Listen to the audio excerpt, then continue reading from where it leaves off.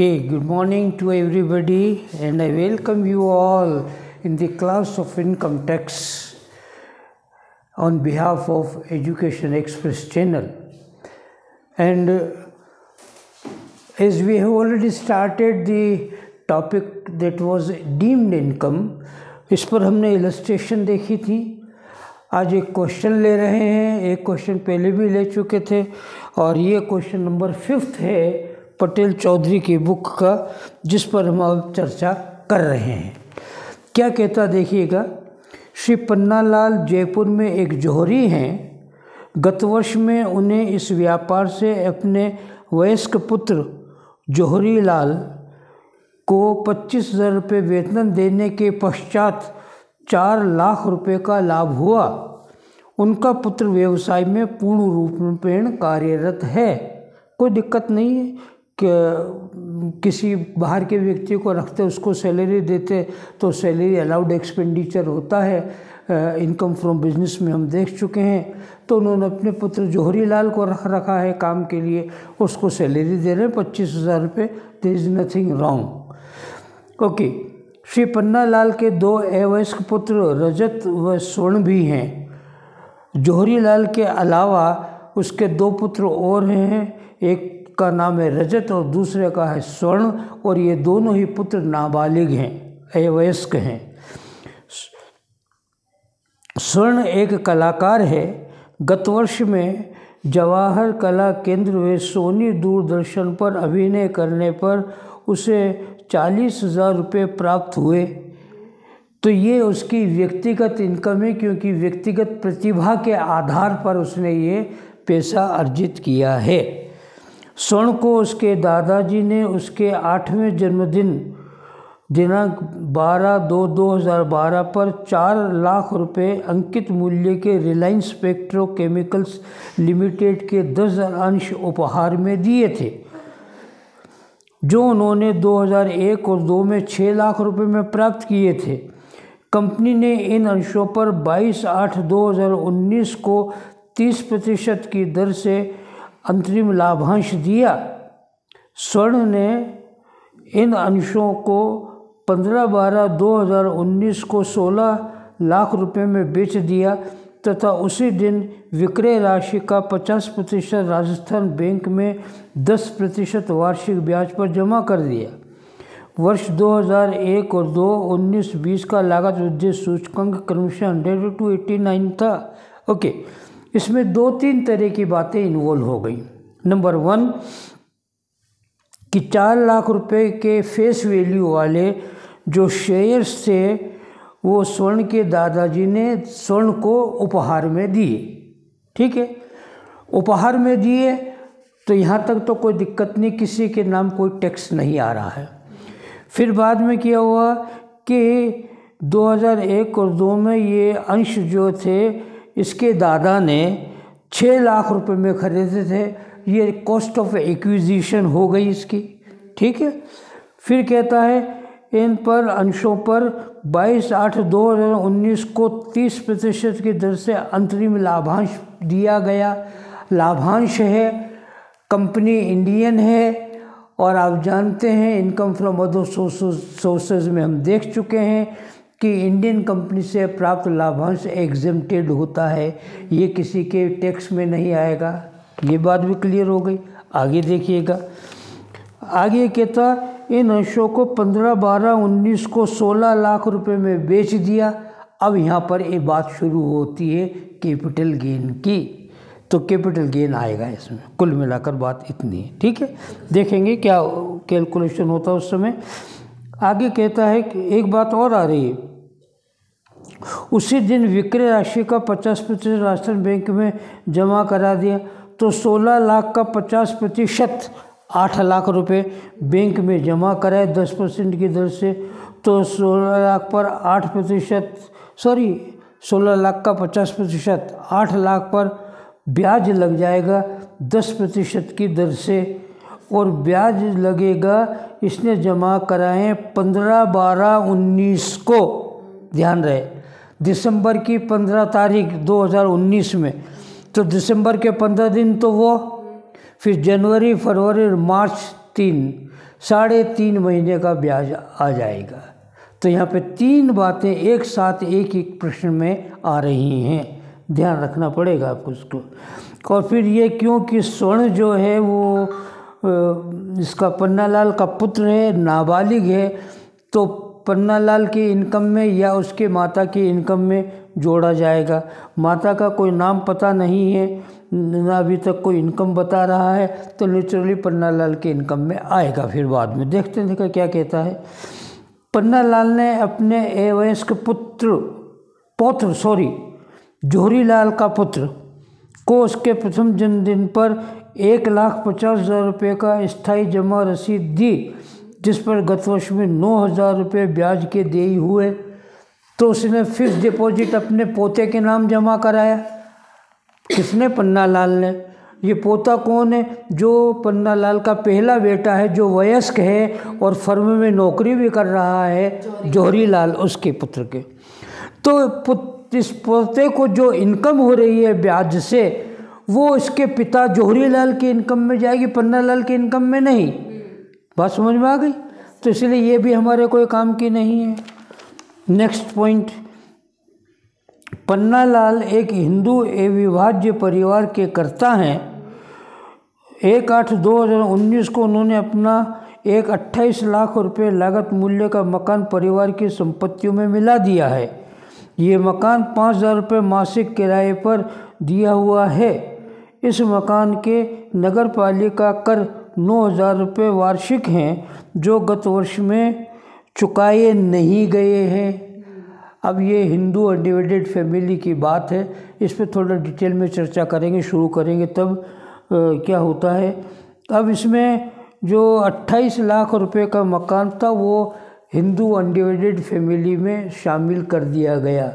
आपके अगला 2-3 टॉपिक के बाद आएगा असेसमेंट ऑफ इंडिविजुअल, व्यक्तियों का कर निर्धारण, फिर फर्म का कर निर्धारण, और अंतिम होगा हिंदू अविभाजित परिवार का कर निर्धारण। तो वहाँ पर इस पर डिटेल में बात करेंगे।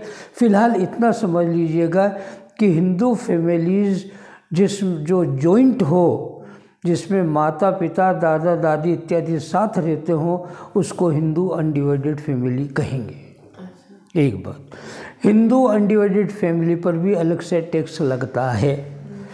दूसरी बात, हिंदू अनडिवाइडेड फैमिली के जो मेंबर्स हैं उन्हें को पार्टनर्स कहा जाता, सहभागी। तो को पार्टनर्स की इनकम यदि व्यक्तिगत है तो उस पर टैक्स लगता है, और वो HUF, हिंदू अनडिवाइडेड फैमिली को शॉर्ट में HUF कहा जाता है। तो HUF को टैक्स देना पड़ता है। तो यदि पन्नालाल ने अपनी प्रॉपर्टी HUF में मिला दी है तो HUF टैक्स पे करेगा, पन्नालाल टैक्स पे नहीं करेगा। एक बात। दूसरी बात, परंतु प्रॉपर्टी को यदि हम बिना प्रतिफल के लिए कहीं ट्रांसफ़र करते हैं तो शुरू में आप पढ़ चुके हैं, तो वो ट्रांसफ़र नहीं माना जाता। ठीक है। तो पन्नालाल ने जो अपनी प्रॉपर्टी थी वो HUF को ट्रांसफ़र करी, परंतु प्रतिफल नहीं बता रहा कितने में दी। तो इसका मतलब बिना प्रतिफल के हुआ, तो बिना प्रतिफल के हुआ तो उसे ट्रांसफ़र नहीं मानेंगे। जब ट्रांसफ़र नहीं मानेंगे तो उससे होने वाली इनकम पन्नालाल की इनकम मानी जाएगी। बात समझ में आ गई? ओके। फिर ये कहता है इस पर ब्याज किराया आ रहा है 5,000 प्रति वर्ष की दर से, तो उसे आगे चलकर देखेंगे। पन्नालाल को 1/6/2019 को, डेट का ध्यान रखना, श्री महावीर जय दत्त से 10% केंद्रीय सरकार ऋणपत्र के अंकित मूल्य के प्राप्त हुए। जो महावीर जी की इच्छा अनुसार खंडनीय है, रिवोकेबल। आपको पहले भी बताया थियरी में जब डिस्कस किया था कि यदि कोई खंडनीय अनुबंध हो, खंडनीय अनुबंध मतलब उसको कभी भी तोड़ा जा सकता हो, तो ऐसे अनुबंध के अंतर्गत ट्रांसफ़र की गई संपत्ति ट्रांसफ़र नहीं माना जाएगा। अच्छा। तो ये संपत्ति दरअसल पहली बात तो उसकी है ही नहीं, तो ये कुछ नहीं करना है, कुछ नहीं करना है, क्योंकि ट्रांसफ़र हुआ ही नहीं, खंडनीय है, ये कभी भी तोड़ा जा सकता। महावीर जी ने पन्नालाल को दिया, पर वो तो कभी भी ले सकता है इसका, तो ये अनुबंध खंडनीय है, रिवोकेबल है, इसलिए ट्रांसफ़र नहीं माना जाएगा। और ट्रांसफ़र नहीं मानेंगे तो ये प्रॉपर्टी महावीर जी की ही मानी जाएगी। इस पर जो भी इनकम होगी महावीर जी को टैक्स पे करना पड़ेगा, पन्नालाल को नहीं।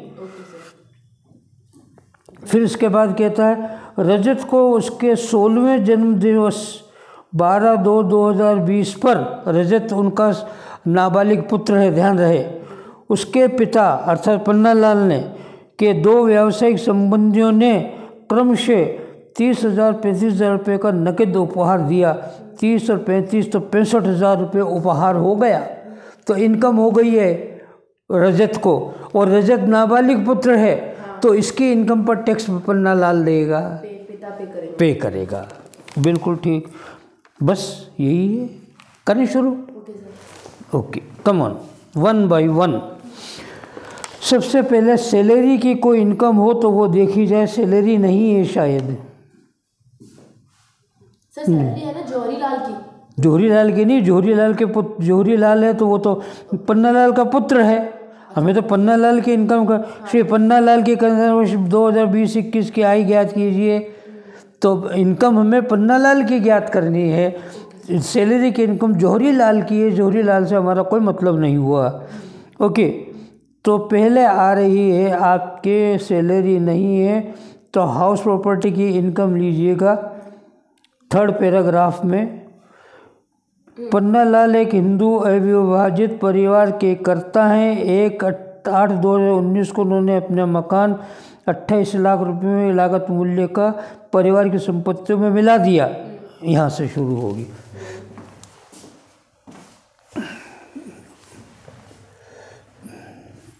First,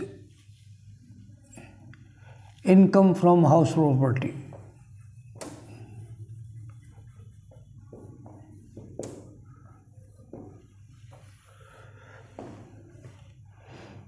house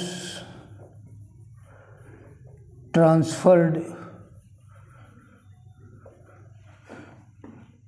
is not considered। इसको ट्रांसफ़र को नहीं माना है। मकान को ट्रांसफ़र किया है तो इसको ट्रांसफ़र नहीं माना है, ठीक है। इसलिए ये हो रहा है rent at the rate of 5,000 into 12 महीने का किराया। बोले 12×5 60,000 रुपये, 60,000 रुपये किराया, लेस म्यूनिसिपल टैक्सेस, ब्रैकेट में लिखे नोट पेड, पेमेंट नहीं किया इसलिए नील माना जाएगा, कोई टैक्स नहीं दिया। ओके, ये हो गया NAV, नेट एनुअल वैल्यू मकान की 60,000 रुपये, less standard deduction 30% into 60,000, 6×3 = 18, minus 18,000 less करें 42,000 फाइनल कॉलम में लिख दें। ये हाउस प्रॉपर्टी की इनकम हो गई। एक काम हुआ।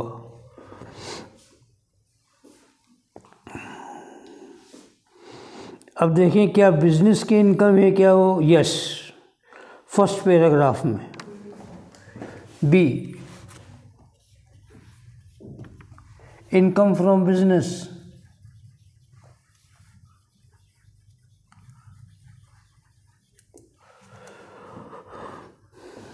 ब्रैकेट में लिख लें प्रॉफिट,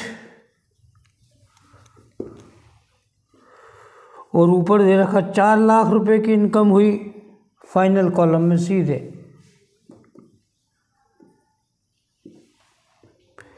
नेक्स्ट, बिजनेस और कोई नहीं है शायद।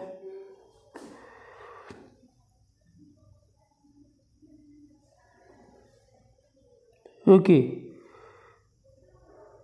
फिर capital gain C, income from capital gain.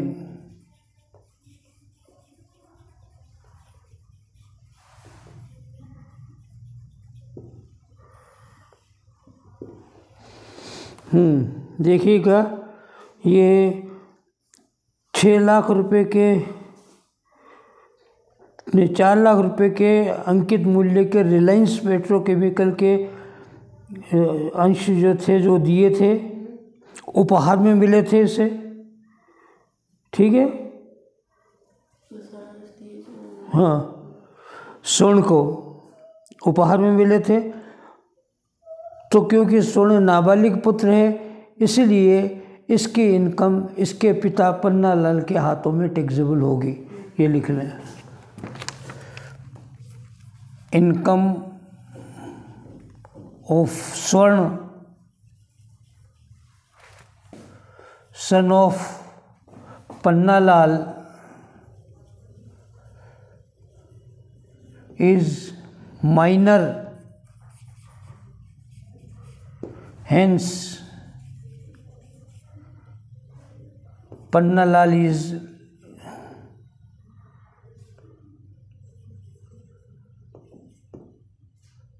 liable for tax। Tax के लिए पन्नालाल लाइबल होगा। इनकम पन्नालाल की एक्चुअल में है नहीं, पर पन्नालाल की इनकम मानी जाएगी। ठीक है, ओके। मदर के बारे में कुछ कहा नहीं, मदर की इनकम नहीं है, तो नहीं तो मदर की इनकम और फादर की इनकम में से जिसकी ज़्यादा होती है उसमें शामिल करते, पर मदर के बारे में कुछ कहा नहीं, इसका मतलब उसके कोई इनकम नहीं है, तो केवल फादर की इनकम और फादर की इनकम में शामिल करेंगे। ओके, अब ले इसका उपहार में प्राप्त हुए थे, और ये उपहार में प्राप्त हुए थे अंश, तो इसका पूर्व स्वामी कितने में उसने खरीदे वो इसकी लागत मानी जाएगी।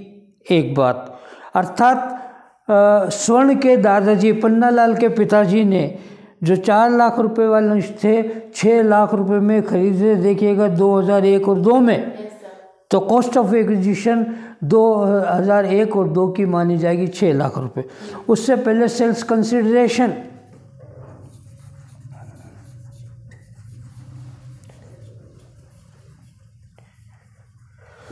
और ये अंश उसने बेचे हैं 6 लाख रुपए वाले अंश 16 लाख रुपए में। चेक करें, 16 लाख पढ़ लो। लेस कॉस्ट ऑफ एक्विजिशन,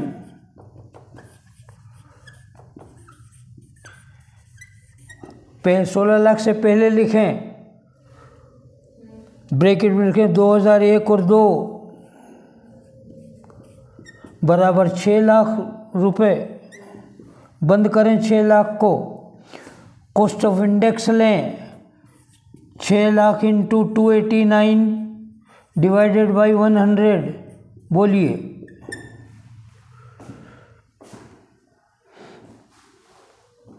क्या था सर? एक minute, 6 lakh divide into by 289 divide by 100। हाँ जी सर 17,34,000। 17 लाख? ये तो नहीं कह रहा है। 6 लाख का 17 लाख कैसे हो जाएगा भाई? एक मिनट से वापस, गलत हो रहा है। 6 लाख को इंटू किया 289 डिवाइड किया 100, 3 तो सर यही आ रहा है।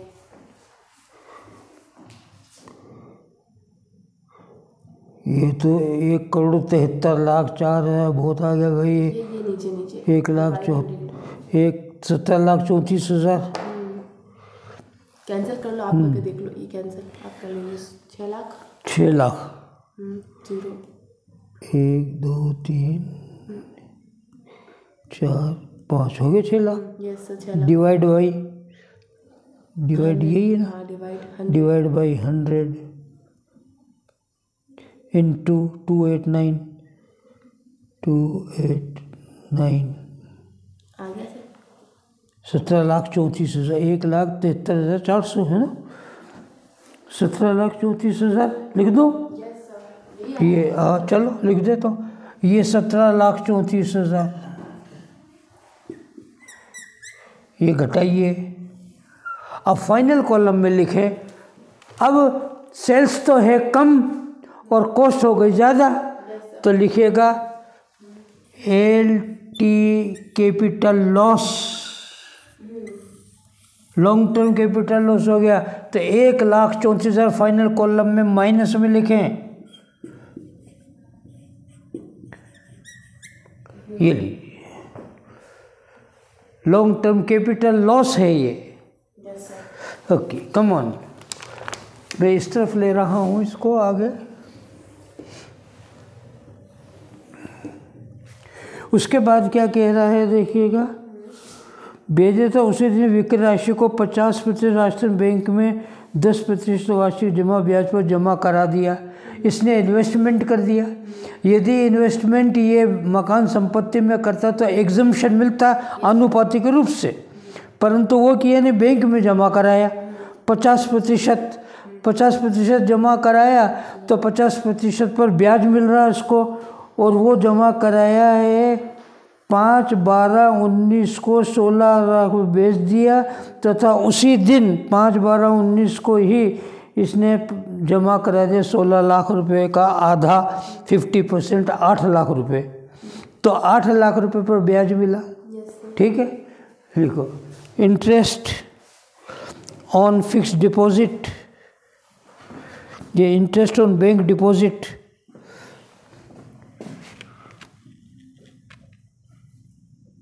Interest on bank deposit bracket में लिख लें। ये तारीख 15/12/19 को किया है। 16 लाख इंटू 50% पहले तो ये निकालें, बराबर 8 लाख, इंटू कितने प्रतिशत ब्याज है 10%, इंटू 3.5/12 ब्रैकेट में लिख लें 15/12/19 टू 31/3/20 बराबर 3.5 मंथ्स। इसलिए हमने 3.5/12 का इंटरेस्ट निकाला। अब निकालिए ब्याज कितना बनता। 3 दिसंबर में किया इसने, ठीक है ना, 15 दिसंबर को, तो दिसंबर के 12-15 दिन, अब देख लो जनवरी फरवरी मार्च 3 महीने वो हो गए, 15 दिन का मतलब आधा महीना, आधा का महीने का मतलब 0.5। बोलिए सर 23,233.33, तो 23,233 कर दो, 333 इनर कॉलम में लिखें 23,333 लेस, क्योंकि माइनर की इनकम है, डिडक्शन 1,500 रुपये घटा दें, और फाइनल कॉलम में लिखें अब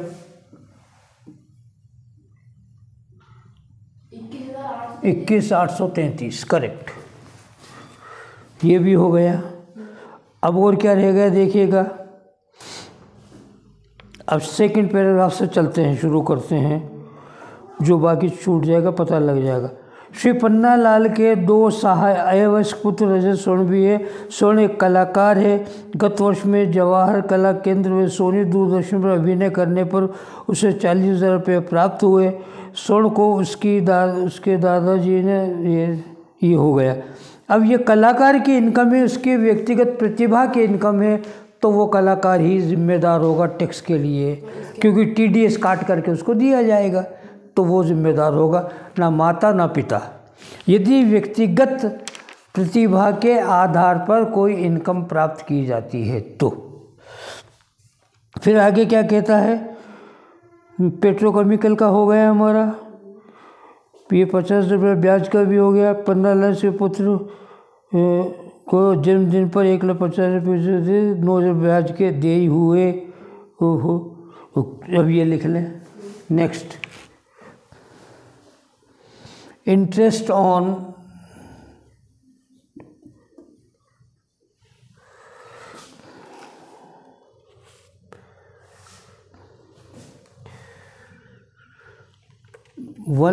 rupees 1,50,000 is not taxable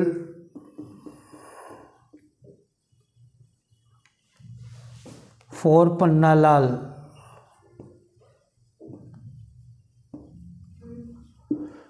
bracket में लिखें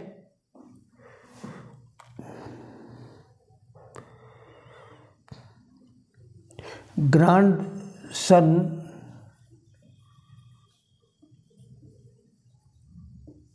बस ब्रैकेट बंद कर दें, क्योंकि ग्रैंडसन है वो, इसीलिए उसकी इनकम का जो टैक्स होगा वो उसके पिता जौहरीलाल वो भरेगा।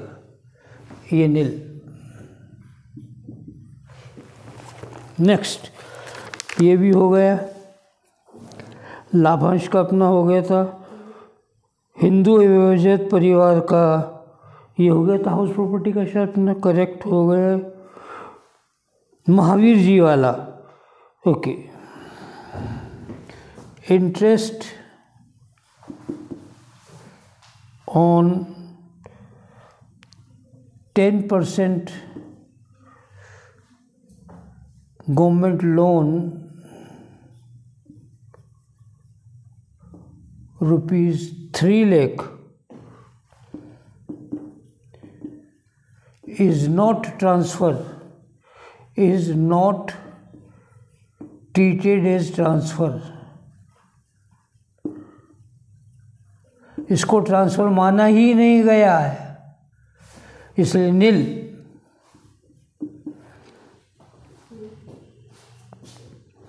अब लास्ट में उसके पिता के दो वैसे संबंध क्रमशः gift to minor sun,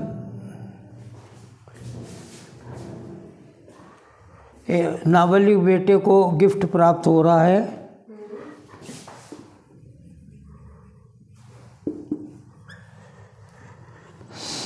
$30,000 + $35,000। Inner column में लिखे 65,000 less deduction,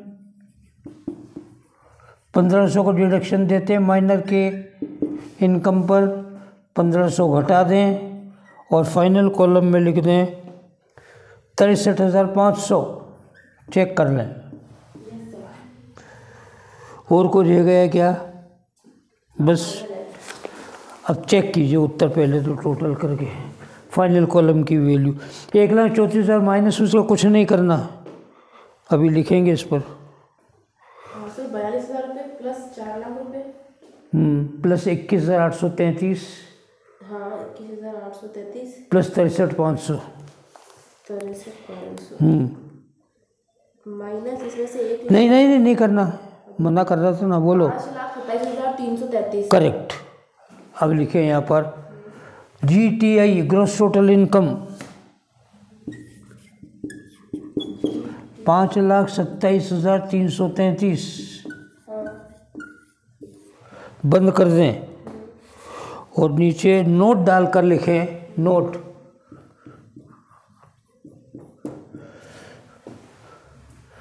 LT capital loss cannot be recovered out of any income other than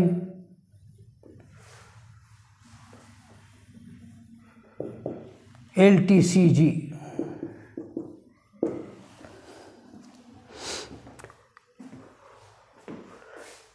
इसका मतलब सुन लें, लॉन्ग टर्म कैपिटल लॉस यदि है तो इसको हम किसी भी इनकम से पूरा नहीं कर सकते।